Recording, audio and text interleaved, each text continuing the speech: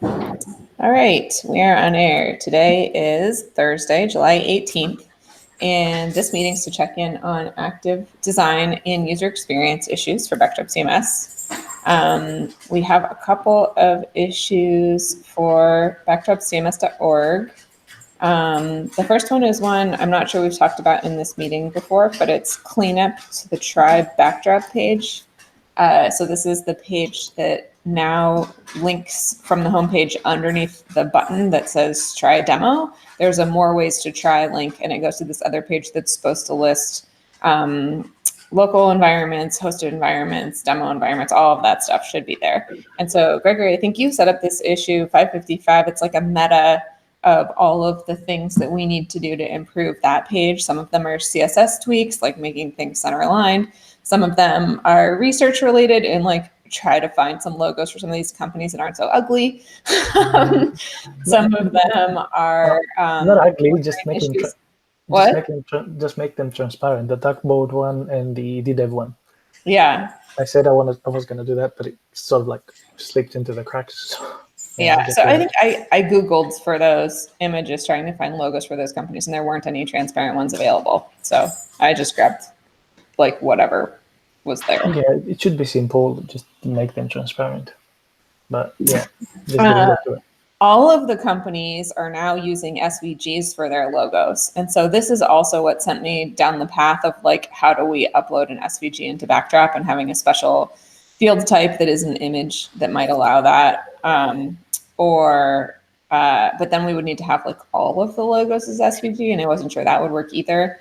So I was thinking about, I don't know, doing some kind of crazy hack where we could use a theme function to get the file extension and then figure out how to just like make our own wrapper for it. But I got way into the weeds on that. I was like, maybe just find an image of the transparent ping or something instead. But yeah, a fun thought process nonetheless. Yeah. Anything else on that page that's super urgent we should clean up? Just going through the tickets, headers into accordions. Yeah, it's just that the way that it's styled now, people might just stick to the first one. They have to scroll down to get to the other ones. And maybe we said it would be a good idea to sort of like make those accordions with like sort of like more buttons, or no. Or like a jump menu or something at the something top. like that, yeah. Yeah. Could be a sidebar jump menu, yeah. Okay. I'll add that as a comment. Huh. Yeah, so this I think we had a design for, which is why it's the way it is now. Another thing we could do is we could change the sort order so that it was random. And that might make it so that like platform isn't always the last option. I don't know. This is beyond my ability to figure out how to make it like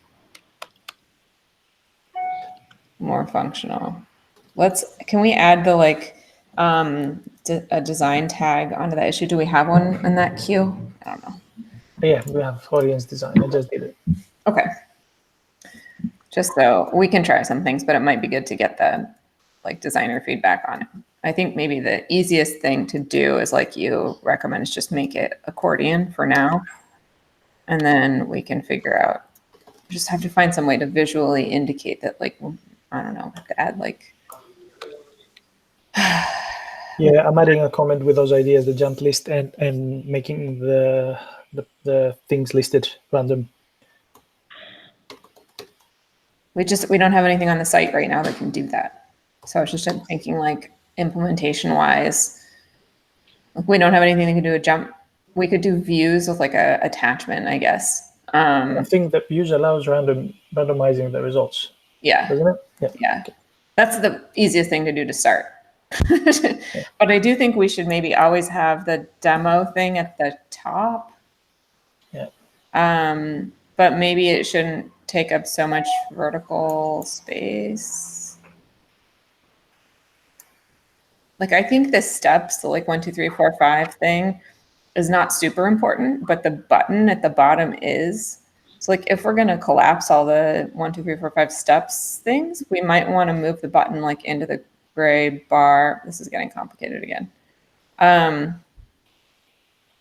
Oh, as in expose the button and hide the rest? Yeah, so that if people want to, you know, do the thing, they don't have to click twice to do it. They just click the button.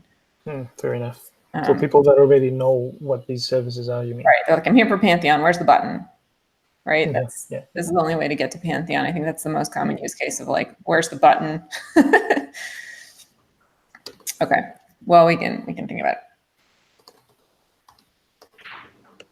it. We will think about it. Okay. Let's see.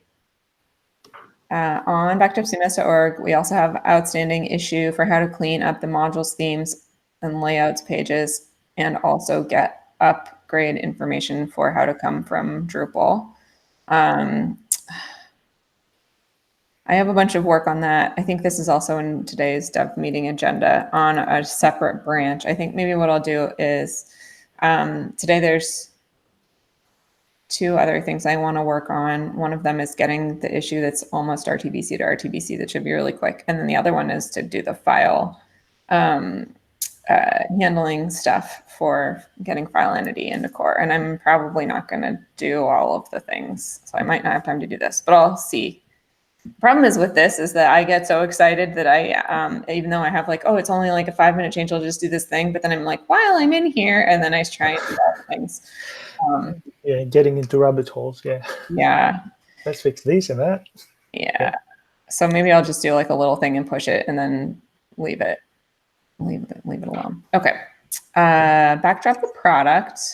Can I ask a related question on that? I know there's been a discussion about a patch in terms of like multiple screenshots for themes. Can you upload any screenshots for modules, or do you have to put them like in the wiki?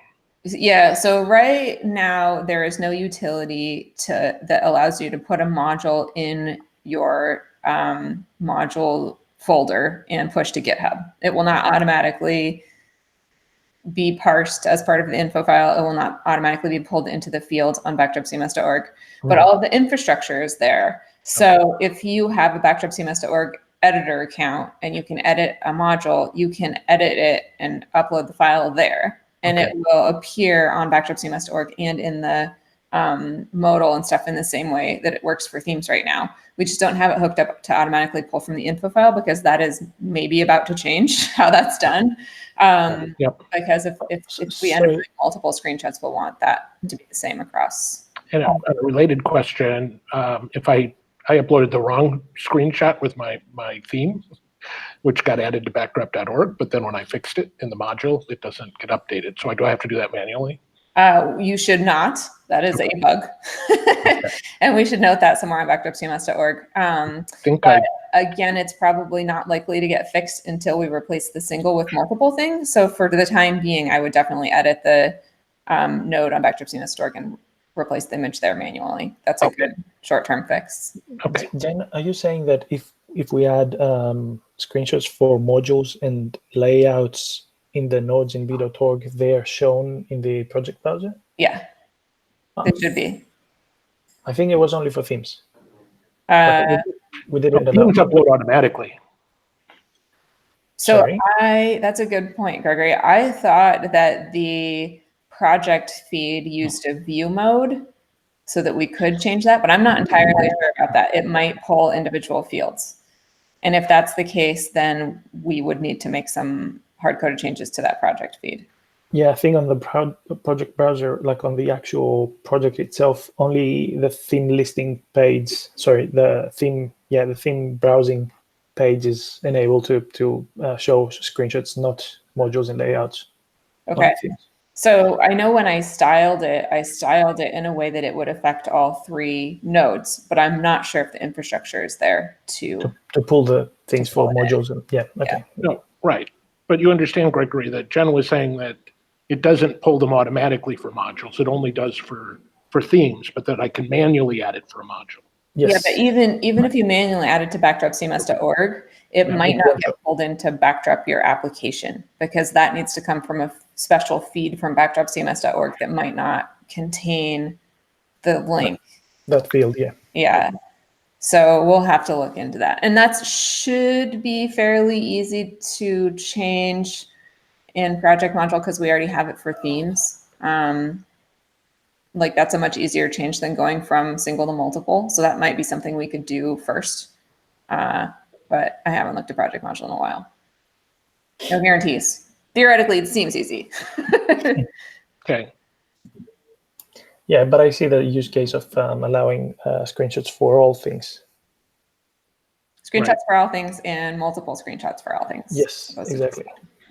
Yeah, I think that issue needs some more feedback too. I'm not sure if you guys have looked at it recently, but trying to figure out how to continue to support the single screenshot we have now, plus also adding the addition of multiple screenshots. How do we define that? Like, do we just say these things have to be in the screenshots folder, or do we say you can put them wherever the heck you want inside your project and you have to specify a path the same way we have the current one?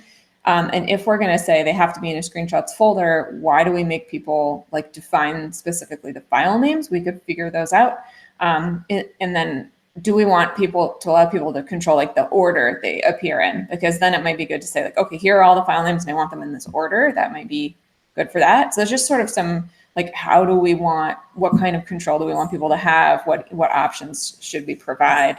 And how do we do it in a way that's backwards compatible? So if you guys have thoughts and feelings on those, please weigh in the. So the way they've done it now in d.org is for modules at least, they have a color box thing that pops up and it has captions for its screenshot. Where do they define the captions? Sorry? Where do people enter the captions? I haven't seen it. I'm not maintaining any projects in d.org, so I wouldn't be able to know. But I can find It could out. just be a field on the node, in which case we would need to find a way to pull in all that information. Yeah, but if we want to control order without being alphabetical, then I guess that the only option is to get people to specify the screenshots in the .info file. Yeah. And then pick up the order in which they are there. Yeah. Listed there. Captions would be nice. So the limitation we have with our .info files that they do not have with YAML files is that we can't do nesting. Yes. So we can't say like photo 1, here's the URL, here's the caption, here's the whatever. We would need to come up with some other way to map them. Like we could have an array called captions and the order would have to exactly match the array of screenshots. But yeah, so it'll be a little messier for us than it would be for Drupal 8. But are they allowing that for Drupal 7 too? Do you know? I don't know. Well, I'll take a look and see. Yeah. Hey, Gregory, would you like to be a co-maintainer on Drupal projects? Sorry? Are you interested in being a co-maintainer on some Drupal projects? Yes, you mean the D7 ones? Yeah. Yeah. I can add you, and then at least you can have access to like see what the node forms look like and everything. Sure, but don't I have to go through the process of No. being approved? Okay. They removed the approval process on Drupal.org. So there's like 2 different levels. Like one of them is being a authorized Git something or other, and then there's just anyone can create anything. So if you're anyone that can create anything, as long as someone adds you as a maintainer to an existing project, you can have access to it. It's the like Git trusted user role thing that you need to review for. If you add me to a couple of them and Slack me, PM me on Gitter, then I'll be able to take a look at how they do it. I have a couple. I'll have to look at them. I want to give you access to a project that has a Drupal 8 version with a Drupal 8 maintainer, so you can see what they're doing over there too. Okay. Yeah, sure. Okay. Let's see. Let's move on to Backdrop the product because we're halfway through our time. Well, can I kind of bring up a forums issue that could be pretty quick here? Sure. Yeah, sure. Is it in, Jen, I don't know if you saw this, Gregory's commented on it. Right now in the forums, users can edit their post, or question, but they can't edit comments. I can because I have access. Do you know if that was ever intentional or is that like a background, The I regression. that's just the way comments are by default. I don't think there was any thought that went into that. Okay. So if you want people to edit comments, I think we should turn it on. We might need to, I mean, you can see it as an admin, like, does it look, is the edit button ugly? Is the only thing that would be my concern. Sure. Because we did so much work on making the like comments pretty, it would be terrible to be like, burn, here's a big tab in the middle of your comment or something. But yeah, we can also fix that later. We would just need an issue. Yep. I defer to Tim. Okay, I'll take a look at that and test it. Last time that I edited it, I can't remember how I did it. I'm not sure if it was a button that was exposed or I went into the comments listing and I edited from there. Yeah, I think that it is hard to edit a comment, even as an administrator. And so we might want to do a little like UX cleanup on that and make sure there is a button or a link or something right there. Yeah. But we'll see what Tim finds. Yep. And that's something actually that should probably be a core issue. Why are comments so hard to edit? Okay. Yeah. Usability thing. Yeah. Yeah. Okay. I'm adding usually I don't get to the things that I don't use, and comments is the first thing that I disable in all content types. Yeah, I have no use for it. Yeah. Fortunately, like when you install Core, there's only one content type with comments on it, so you only have to like article. Turn it off or post, whatever it is.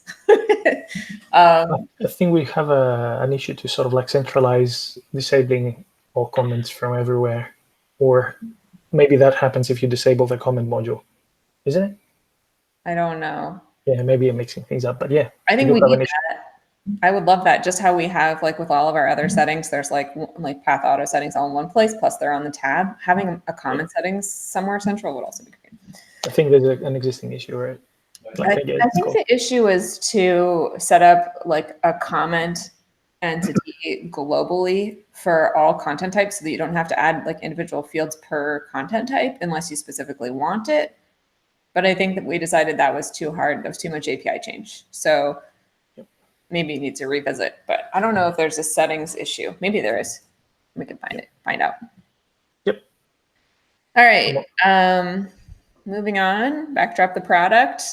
So our first issue here is one that's actually not currently scheduled for 1/14, thanks to our new milestone procedure, but I think it's one that's important to mention anyway, and that is getting promoted modules on the installer. So because we were just talking about looking at project module anyway, about the screenshots business, it might be good to spend some time on that and look at this at the same time. Because I think all it is adding a like, well, I don't know. Because we need to figure out exactly just a flag. Promoted modules to be like an attachment, or whether we want them just come first in sort order. The thing that we said is that we would sort of like style them a bit differently, like have them just add a class, but leave like whatever it is in the listing. Yeah, like a blue background or something like that, so that they that was easier.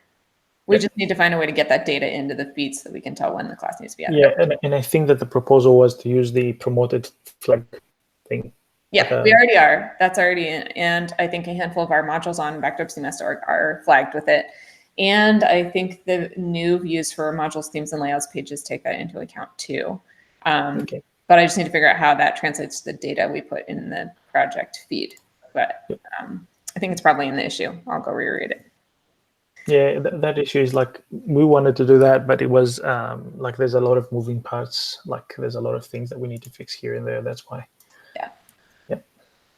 Okay. Plus we got more exciting things that we are working on for 1/14. So many exciting things. Yes. Speaking of exciting things, the next issue is to add a recent news block. Tim, is this one you've been working on recently? Well, it's, I think, kind of stalled with you and or the group. The basically the stall is the background is creating the feed from backdrop.org, and Jeff has some questions. Okay. About like what to I just opened up the issue, and it's stuff like the naming of the URLs and stuff. feed. Should it end in .json or is it API.news.json? He just needs to know. He needs some questions answered. Yeah. And I don't know if we could just do that during a meeting and just get answers to those, or if you need to look at it and comment. But I think it's these are things that I don't feel like I have an opinion on, so I don't know what. Yeah, I feel like I have opinions, but my opinions might not be super important. I think it would probably be good for us to look at other similar APIs in the world and be like, what is the convention for having a JSON API? Do you end it in JSON? Do you start it with /API? And just see if there's a common pattern, or if there's one we prefer, one we don't prefer. I don't know. I feel like it should end in JSON, but I don't want to be the only one that does. So you're right. Well, I think it's you and Jeff are the only two with opinions right now. So okay, yeah, we could get more opinions on there. I don't have a preference, so long as it works. Yeah, I think the only issue with making this decision is that it's going to set a precedent for anything else that we want to have a feed off of our website ingested into app on and so it would be good to not have to change that later. Yeah. Okay. So I don't necessarily have a strong feeling about it, but I feel like it might be slightly more important than a lot of the other things. We're let's just try it and get it done. And this time I'm it might affect other things.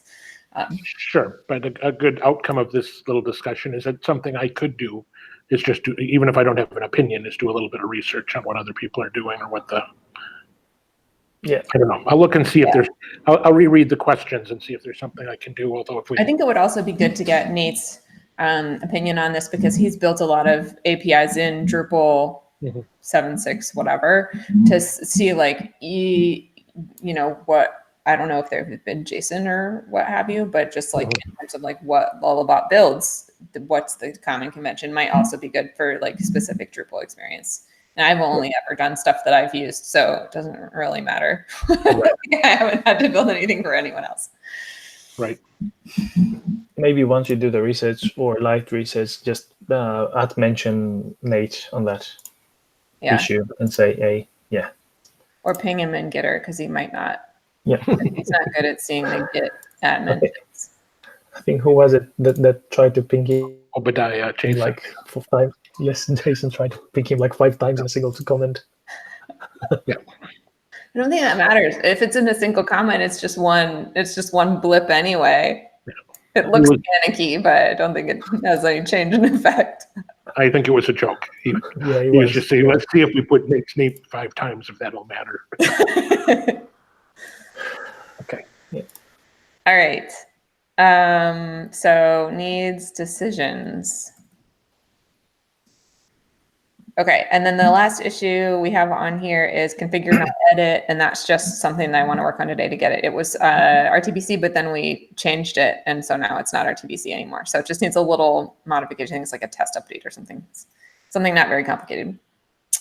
I tried to do it last week at the camp, but then I got camped. And then we don't have any other issues specifically marked for 1.14, but we have a lot of issues marked for 1.13 that if they get to an RTB status could be slated for either the next release or the next major release, depending on how big they are. So if you're particularly interested in user experience, those are good places to look. I would like to get a quick opinion now that I've thought about it, and this has been brought up during the various questions or decisions that we were making for the flexible layouts. See how we've changed the styling of the views listing to include the actual human names of the views in bold letter, and then the machine names underneath in a bracket, like with smaller thing. You mean to match the content type listing? This is on the admin listing, right? Yes. So I was thinking, do we want to do that? Because I think it is a pattern that they're following also in D8. It makes the UI a bit clearer. Do we want to make that consistent across the user interface? Yeah, so there is an issue for that. It's like create a theme function for human and machine name, but it modifies a pattern we already had in core that's not views, because views is doing it a weird one-off way. So I think it matches the content type form where it's like bold content type name parenthesis small machine name, and it says machine name colon, but we couldn't put that in views because we didn't have enough horizontal space because views columns were really big. So on the views listing, they left out machine name colon, which isn't quite as clear. I think what we were doing with the views is that we made it so that the machine name was wrapping in the second line. That's the only theming thing that happened. So if I'm looking at the string machine name isn't in there. It's just the machine name. yeah, so whereas in content types, for example, or the listing of the, I don't know, menus and layouts. So I think the answer is yes, we want to make it consistent, but the answer is we do not want to match what Views is doing because Views has a special use case where its interface is way more complicated than everything else. But visually, we want them to be sort of like the same, right? Yeah, but not like Views. So pick some other standard in core and let's make a theme function and then everywhere else should use it, except for Views. Views should not use it. Views should continue to do whatever it's doing. So what would we like? Would we want it to look like? Would we want it to look like the content types thing? I like the content types one. There's probably other examples in core that we could look at that I haven't looked at. So all the ones that I was referring to is everything under structure. Content types, blocks, layouts, menus, taxonomy, vocabularies, stuff like that. Yeah. Okay. Okay. Maybe I'll create a meta issue for that because if it's I think the theme function one might already be a meta issue because it'll say like, we need a theme function. Here's all the places we should use it. Yep. But maybe not. I don't know. Could be. Yep. Sure. Should we put that in the list of things to review? Yep. I can't find the issue now, but let's have an item for it.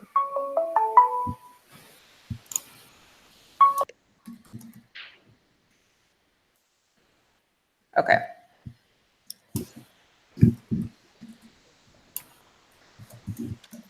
I'll put it in the agenda so we can check in on it 2 weeks from now.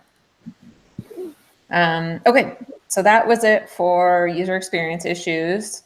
Under design issues, we have only one that's currently highlighted, and that is that in the header in Basis, at some point a hover color got added to the account links, which exactly matches the main menu, which sort of kills the user experience of the header because now you can't tell which one's important and which one's not. So my recommendation was to remove the hover color and put an underline instead on the account links. And if everyone's okay with that, I will go ahead and do that. It's tagged specifically for design because there might be something better we can do with those links, like a different color or something else. I don't know. But the underline seems simplest to me because we wouldn't need to worry about it in terms of color module.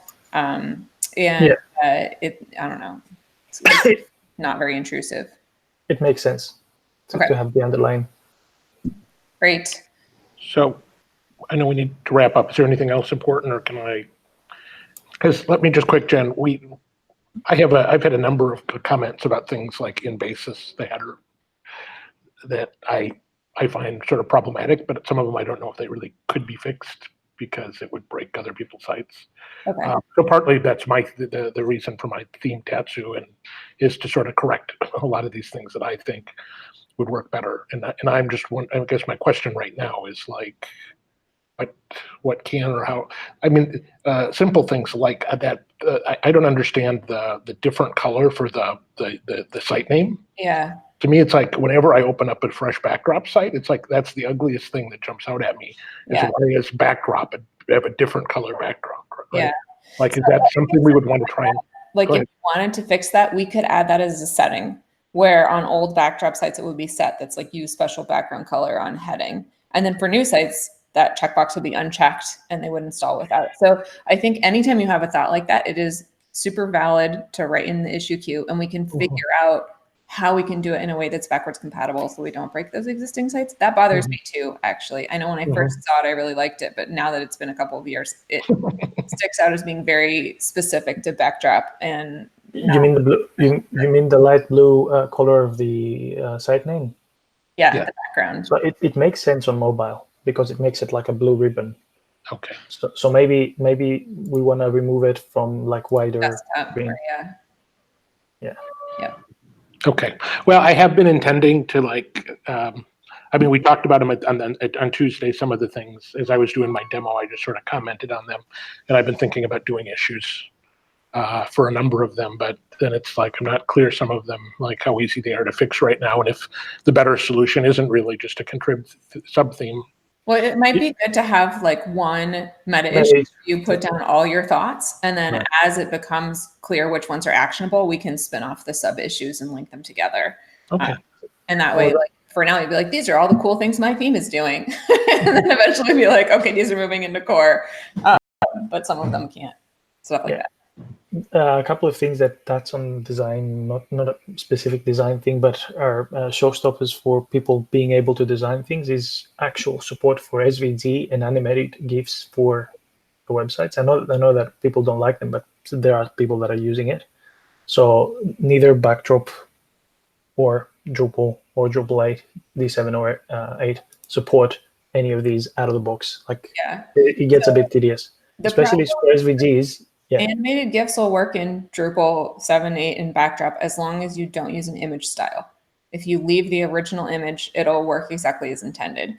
But the problem is that we are using the GD image library, which is a part of PHP, and the GD image library does not support retaining animation with GIFs when you apply other transformations like changing size or anything that we have with our image effects.